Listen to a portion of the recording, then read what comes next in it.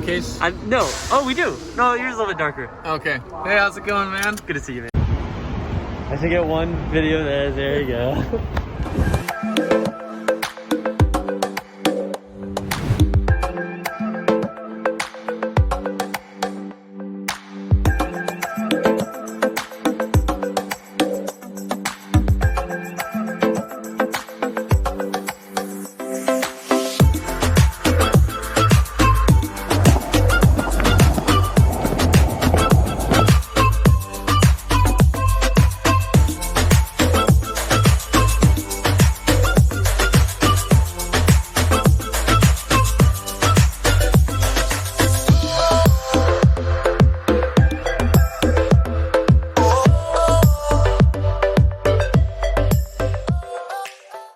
Top of the car. Let's go 80. Let's throw up the drone, Andrew. Heck yeah, man. Let's go. Oh, that's so cool. You can ride this up. It's a little choppy, or you can ride it straight.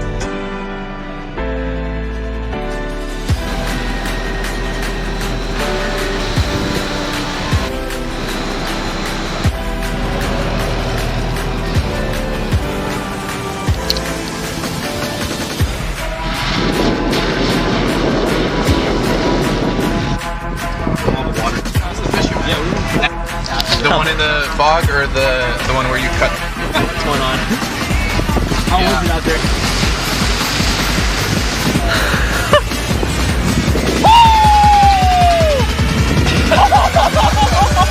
Dude, how sick is this video? That's so...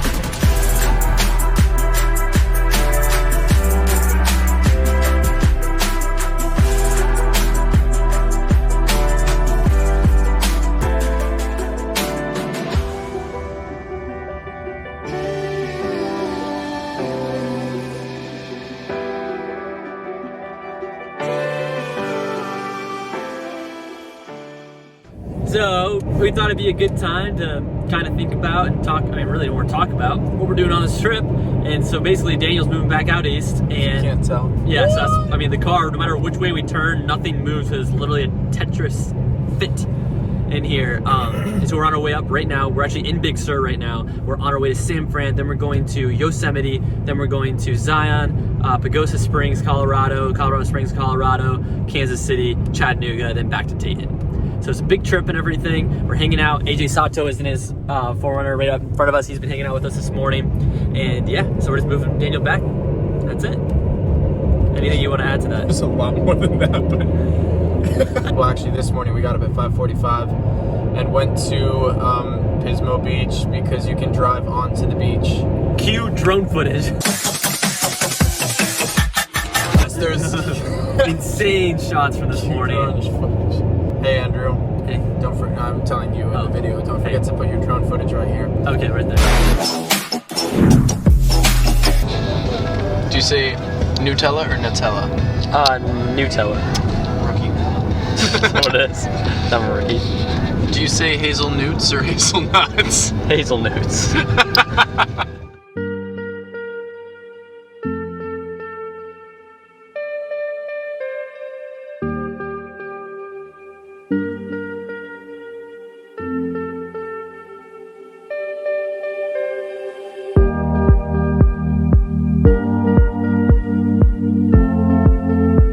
Going up the hill, making a turn here in a second.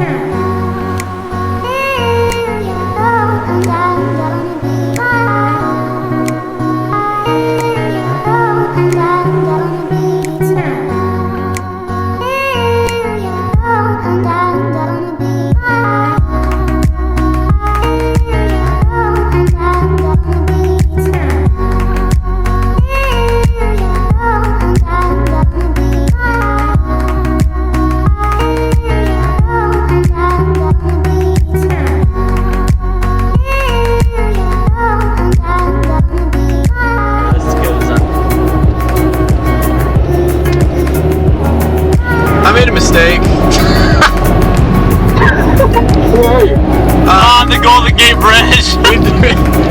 That is. You crossed it? Yeah. We're on it now, bro. I'm gonna figure out how to get back to you. Alright, sounds good. Alright. When you get here. Okay. Bye.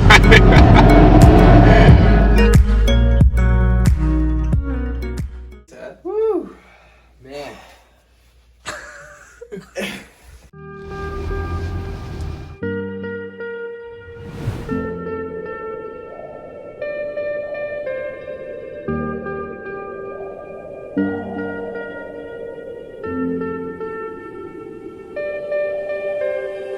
Exposure.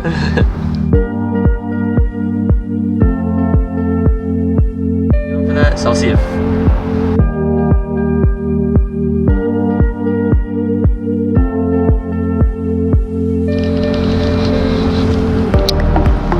It's clouds. Yes, this is how it always is. We're coming out of it a little bit. That was a little thick section right there. Hello. It's a pretty windy road, eh? I haven't been in here for the last 8 miles. We saw this road, so we figured we'd stop and take a nice photo. Okay. Yeah, I've just been saving fuel for.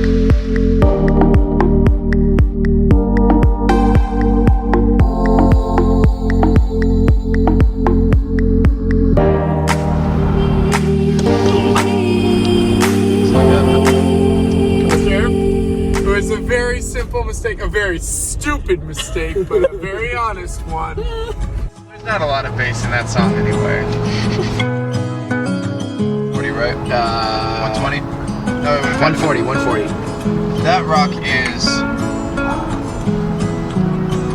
Well, it's starting to lift, but not high enough. Oh my.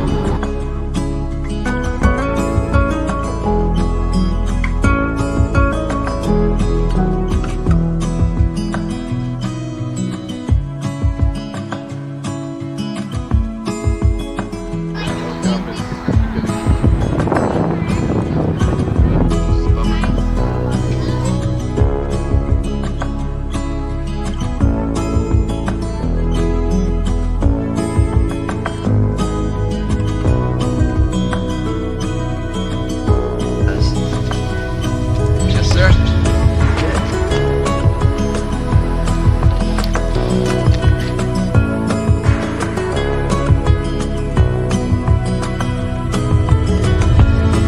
I feel like I'm about to tip backwards.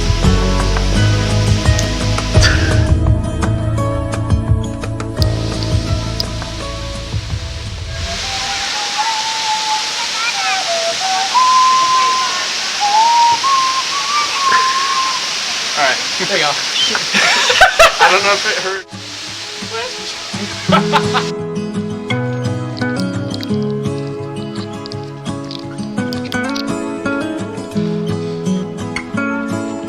Bye.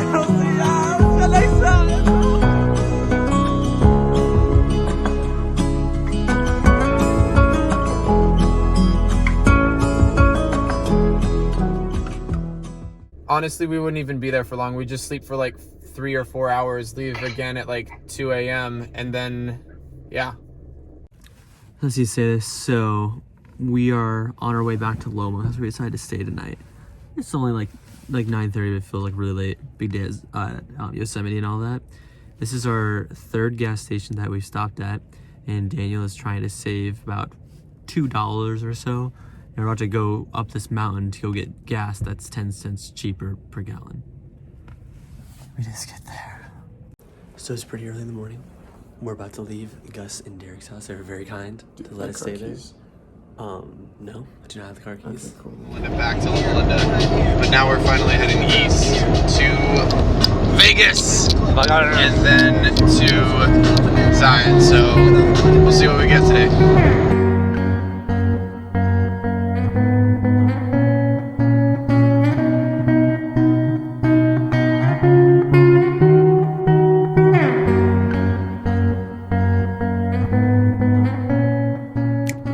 So how much gas did you just fill up in your car? 13.37. And how many gallons is the fuel tank? 13.6. Thank you, Jesus.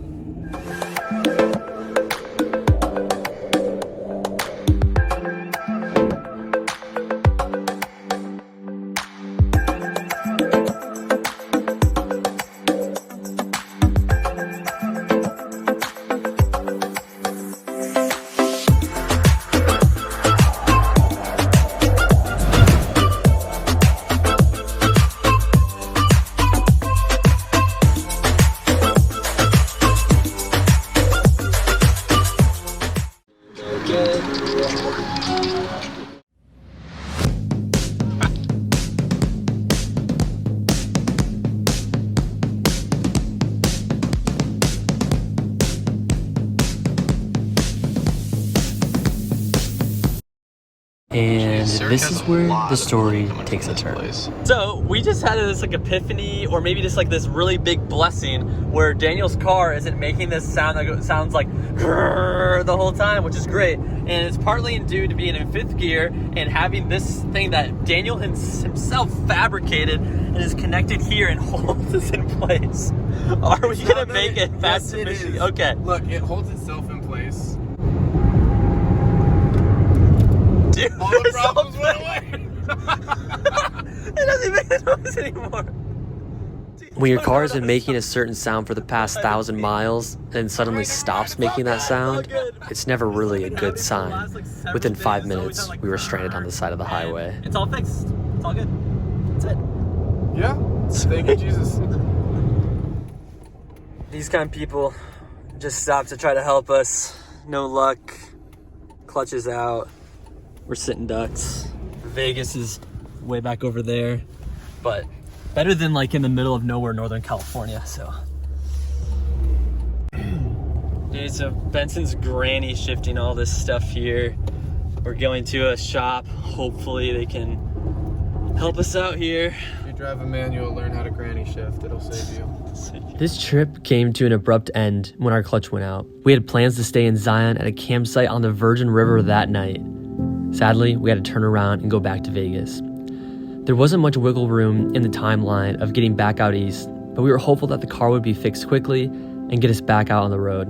Sadly, that wasn't the case. The car took 2 days to get repaired, and with that delay, we couldn't make up enough time. 2 days in Vegas doesn't sound so bad, but when the Garden of the Gods, the Court of the Patriarchs, Horseshoe Bend was yet to come on the trip, it made us feel trapped. I booked a flight out from Vegas the next day, back to Cincinnati, which happened to be the same day Cammy was flying back into Cincy from Maine. Daniel's dad flew out to finish the drive with him. The next day, they drove out from Vegas, taking a southern route, and the compass broke down again. This time, it wasn't just the clutch, but the whole transmission. They hitchhiked 45 miles into the nearest town and stayed the night, got a tow truck and a rental car, and went back to the Jeep. Once they got there, they saw the Jeep had been broken into, and everything was gone. The car was broken into, and everything that Daniel owned had been stolen. Frustration from the car, broken down twice, now fueled by all of his things missing, power tools, rescue and recovery gear, everything. Trips like this can be planned to a T, but always have the potential of changing in an instant. This trip was a once-in-a-lifetime opportunity. 2 buddies to go on a cross-country road trip seemed too good to be true, but it happened and it was great. Can't imagine what it could have been if we had made it the whole way, but I guess that's what makes it a good story. Honestly, we couldn't have imagined what would have happened if we had broken down on the mountain roads on our way to Yosemite or in the middle of nowhere on the coast on Route 1. It all happened for a reason at the right time. All in all, an amazing trip that I hope to be able to finish someday. Thanks again, Daniel, for letting me go on this trip with you. I'll never forget it. Anyway, enjoy this montage of pictures of Daniel and I over the years. Cheers.